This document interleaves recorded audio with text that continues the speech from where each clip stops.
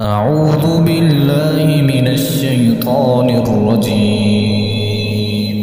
يا أيها الذين آمنوا استعينوا بالصبر والصلاة إن الله مع الصابرين.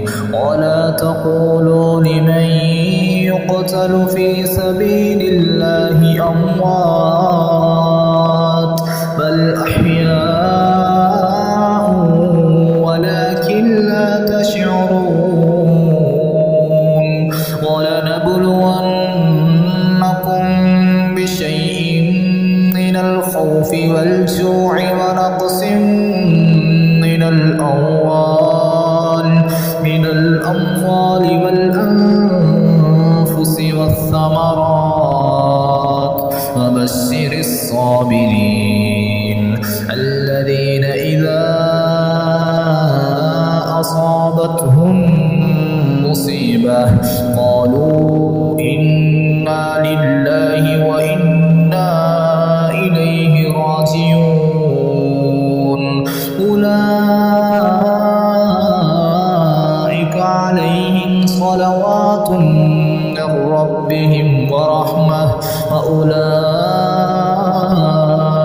هم المهتدون.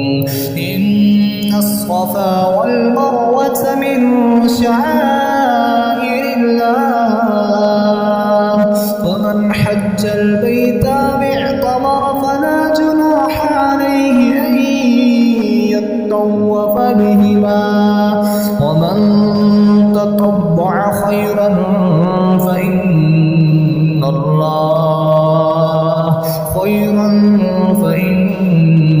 الله شاكر عليم. إن الذين يكتمون ما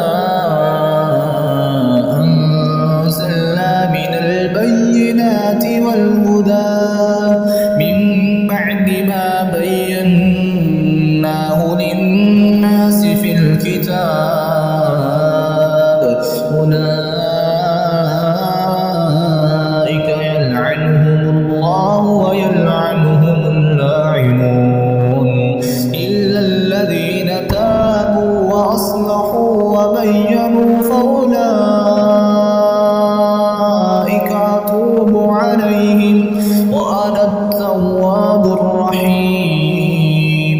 إن الذين كفروا وماتوا وهم كفار أولئك عليهم لعنة الله والملائكة والناس أجمعين خالدين فيها لا يخفف عنهم العذاب ولا هم ينظرون.